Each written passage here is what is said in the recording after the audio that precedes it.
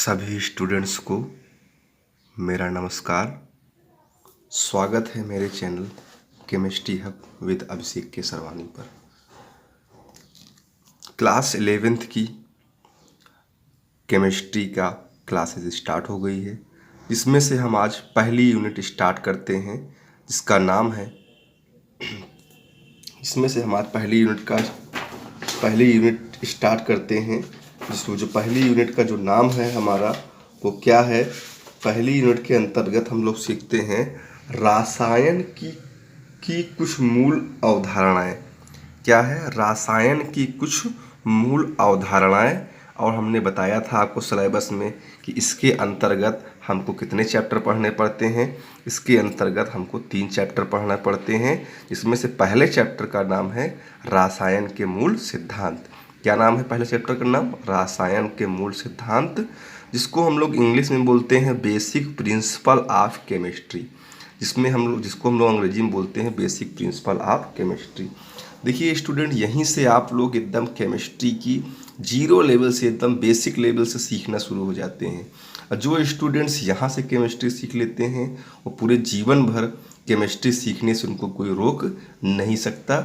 ये हमारी पूरी गारंटी है। आज हमको इसके अंतर्गत पहला जो टॉपिक पढ़ना है वो क्या पढ़ना है? पहला टॉपिक पदार्थों का वर्गीकरण, मतलब पदार्थ को कितने भागों में बांटा गया है।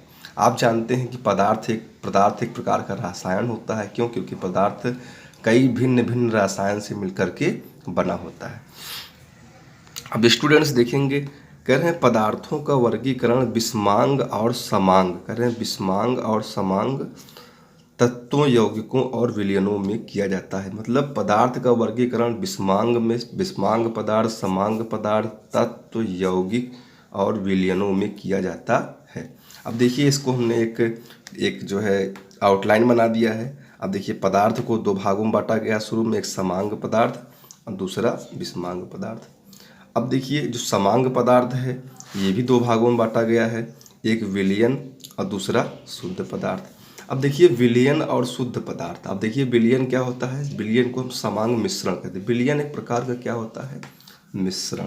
और स्टूडेंट ध्यान दीजिएगा, जो मिश्रण होता है, मिश्रण जो पदार्थ से मिलकर के बना होता है वह निश्चित नहीं होता है। अर्थात जिन पदार्थ से मिलकर बना होता है, जिन संगठन से मिलकर बना होता है, उनके संगठन में परिवर्तन होता रहता है। जैसे उदाहरण की बात करेंगे, जैसे हम चीनी और जल का मिश्रण, चीनी और जल लेते हैं, तो चीनी और जल लेने के बाद क्या होता है? एक प्रकार का विलयन तैयार होता है। अब विलयन इसलिए इसको हम कहते हैं, उसको यौगिक इसलिए नहीं कहते क्योंकि चीनी और जल दोनों मिलने के बाद दोनों को जो मिलाते हैं तो एक कोई निश्चित अनुपात नहीं होता, कम और ज़्यादा होता रहता है। इसीलिए उसको हम लोग क्या कहते हैं? विलयन कहते हैं। अब दूसरा देखिए आता है आपका शुद्ध पदार्थ। शुद्ध पदार्थ मतलब जो जिस पदार्थ से मिलकर के बना होता है उनका संगठन क्या होता है? निश्चित होता है और स्थिर होता है। इसके अंतर्गत आपका आता है तत्व और आता है यौगिक।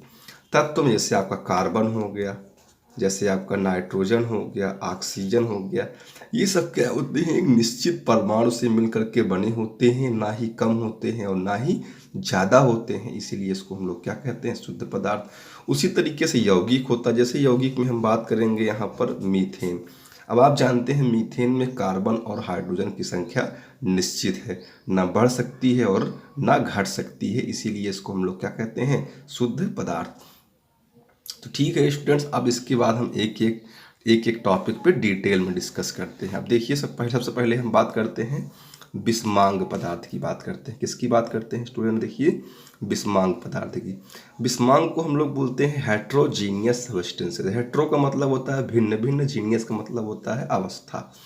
कह रहे हैं जिन पदार्थों में भिन्न भिन्न प्रकार के 2 या 2 से अधिक भाग होते हैं। मतलब कि ऐसे पदार्थ जिसमें आपको 2 भाग दिखाई देते हैं या 2 से अधिक भाग दिखाई देते हैं, उनको हम लोग बिस्मांग पदार्थ कहते हैं। जैसे जल और तेल। जब जल और तेल को अगर आप मिलाते हैं तो पूरी तरीके से मिला नहीं होता, दोनों अलग अलग आपको दिखाई देते रहते हैं। इसको हम लोग क्या कहते हैं? बिस्मांग पदार्थ। दूसरा आपका होता है दूध। स्टूडेंट्स आप जानते हैं दूध जो होता है कई पदार्थों से मिलकर के बना होता है।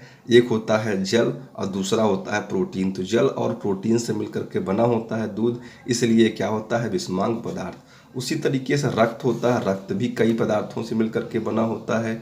रक्त में आप जानते हैं कि WBC होता है, RBC होता है, प्लेटलेट्स होता है, जल होता है, बहुत से प्रोटीन्स होते हैं। ये होता है रक्त। तो भिन्न भिन्न पदार्थों से मिलकर के बने होते हैं, भिन्न भिन्न भाग होते हैं, इसीलिए इनको हम लोग क्या कहते हैं विषमांग। उसी तरीके से धुआं भी होता है, उसी तरीके से बादल भी होता है, उसी तरीके से मिट्टी भी होता है।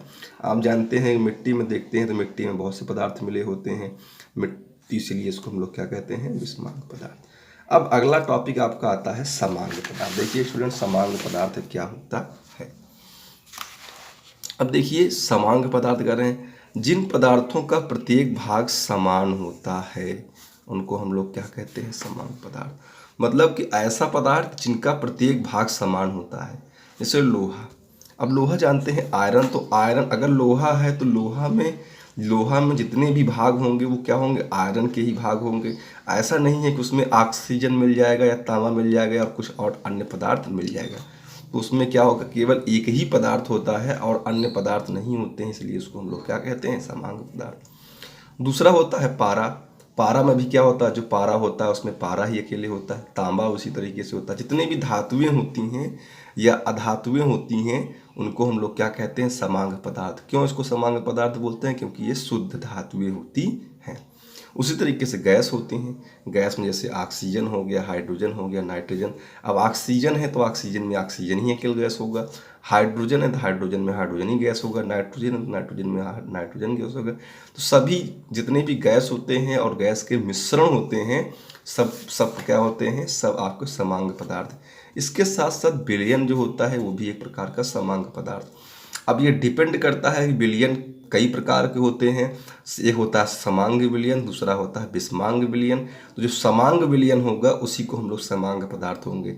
क्योंकि जैसे हम चीनी और जल को मिला देते हैं तो चीनी पूर्णतः जल में मिल जाता है।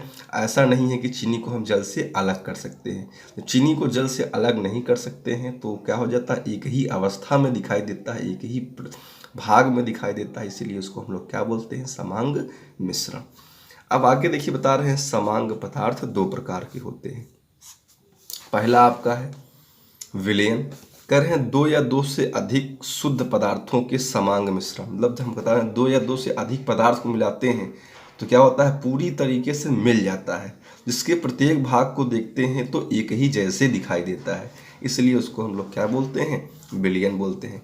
कह रहे हैं विलयन का कोई निश्चित संगठन नहीं होता है। निश्चित संगठन मतलब कि अगर कोई विलयन तैयार करते हैं तो ज़रूरी नहीं है कि उसमें निश्चित मात्रा में आप सब पदार्थों को मिलाते हैं। अगर उदाहरण बात करते हैं, चीनी और जल को अगर आप मिलाते हैं तो ज़रूरी नहीं है चीनी और जल की एकदम निश्चित मात्रा मिलाते हैं। तो कभी चीनी ज़्यादा हो जाता है तो कभी जल ज़्यादा हो जाता है, दोनों मिल जाते हैं। तो यहाँ पर ये इसीलिए इसको हम लोग क्या कहते हैं, मिश्रण कहते हैं, यौगिक नहीं कहते हैं। अगला स्टूडेंट आपका आ जाता है शुद्ध पदार्थ। कहना जिन पदार्थों का संगठन निश्चित और स्थिर होता है। मतलब कि जिन पदार्थों का संगठन मतलब जो जिस पदार्थ से मिलकर के बना होता है उसकी संख्या और उनका अनुपात अगर निश्चित होता है तो उनको हम लोग क्या कहते हैं, शुद्ध पदार्थ कहते हैं। सभी रासायनिक तत्व और यौगिक क्या होते हैं, शुद्ध पदार्थ होते हैं। अब शुद्ध पदार्थ के अंतर्गत दो आते हैं, एक होता है तत्व, दूसरा होता है यौगिक। तत्व को हमको देखना है। कठिन तत्व वह पदार्थ है जिसे रासायनिक विधियों द्वारा अधिक सरल घटकों में पृथक नहीं किया जा सकता। आप जानते हैं कि तत्व विभिन्न प्रकार के परमाणुओं से मिलकर के बना होता है और आप जानते हैं परमाणु को विभाजित नहीं किया जा सकता, इसीलिए क्या होता है, तत्व हमारा शुद्ध पदार्थ होता है। और कोई भी तत्व जो होता है वो अपने ही परमाणु से मिलकर के बने होते हैं, दूसरे के परमाणु से मिलकर के बने नहीं होते हैं। बात करते हैं अगर हम हाइड्रोजन की यहाँ पर, तो ये हाइड्रोजन से ही मिलकर बना होगा, ये नाइट्रोजन से मिलकर बना होगा, ये ऑक्सीजन से मिलकर के बना होगा, इसीलिए इसको हम लोग क्या कहते हैं, तत्व कहते हैं। अब अगला हमारा जो टॉपिक स्टार्ट होता है, यौगिक स्टार्ट होता है। कह रहे हैं भिन्न भिन्न प्रकार के तत्वों के, कह रहे हैं भिन्न भिन्न प्रकार के तत्वों के निश्चित अनुपात। जानते हैं यौगिक क्या होते हैं, यौगिक जो होते हैं कई पदार्थ से मिलकर के बने होते हैं, कई परमाणु से मिलकर के बने होते हैं, लेकिन उनके परमाणुओं की जो संख्या होती है वो निश्चित होती है, तो उनको हम लोग क्या कहते हैं, यौगिक। जैसे अगर हम यहाँ देखते हैं, बात करते हैं H2O की, तो H2O में आप जानते हैं कि हाइड्रोजन 2 और ऑक्सीजन 1, तो हाइड्रोजन 2 और ऑक्सीजन 1 रहेगा तभी जल रहेगा। अगर हाइड्रोजन और ऑक्सीजन का अनुपात अगर भिन्न हो गया तो फिर वो यौगिक नहीं हो जाएगा, बल्कि क्या हो जाएगा, मिश्रण हो जाएगा। तो इसीलिए इसको हम लोग क्या कहते हैं, यौगिक कहते हैं, क्योंकि दोनों के अनुपात क्या होते हैं, निश्चित होते हैं। उसी तरीके से अमोनिया होता है, इनके भी अनुपात निश्चित होते हैं। उसी तरीके से कार्बन डाइऑक्साइड होता है, इसमें भी कार्बन और ऑक्सीजन के अनुपात निश्चित होते हैं।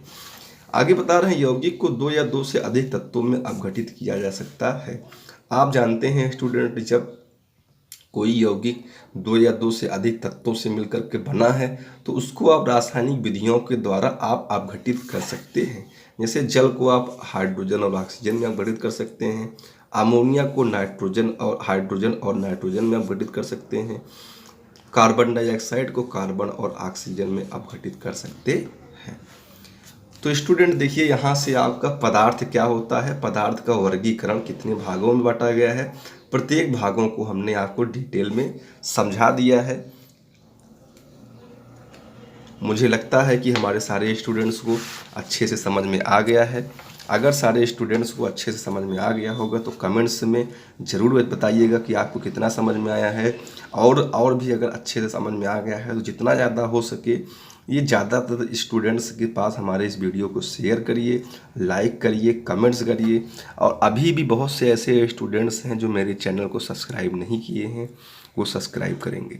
और मेरे इस वीडियो को जो भी स्टूडेंट्स देख रहे हैं, मेरा उद्देश्य है कि हम उनको रसायन विज्ञान सिखा के ही मानेंगे, और साथ ही साथ हम उनको जहाँ पर भी कोई समस्या होगी कैरियर और फ्यूचर में, हम उसमें भी उनको मदद करेंगे। तो हम यही कहेंगे कि स्टूडेंट्स ज़्यादा से ज़्यादा इसको शेयर करें, और जो भी स्टूडेंट्स अभी तक चैनल को सब्सक्राइब नहीं किए हैं सब्सक्राइब कराएं। और सारे स्टूडेंट्स की एक जिम्मेदारी ये है कि आपके आसपास के समाज में जो भी स्टूडेंट क्लास 10th का एग्ज़ाम दे चुके हैं उनके तक इस वीडियो को ज़रूर पहुंचाएं, क्योंकि मेरा उद्देश्य ये है कि समाज में जो भी बच्चे पढ़ नहीं रहे हैं उनको पढ़ाना हमारा दायित्व है, जिसमें आप लोगों की भी सहायता हमको चाहिए। तो स्टूडेंट्स, आपकी ये जिम्मेदारी बनती है कि सब तक आप इस वीडियो को पहुंचाएं। आज ही शाम तक एक वीडियो को हम आपको और देंगे। एक दिन में 1 से 2 वीडियो की क्लास हम आपको चलाएंगे, और हम आपको वादा करते हैं कि 1 महीने के बाद आपको केमिस्ट्री की जो बेसिक फंडामेंटल है, जो शुरुआत है, उससे हम आपको पूरी तरीके से मजबूत कर देंगे। ठीक है स्टूडेंट, आज की क्लास इतना ही। धन्यवाद।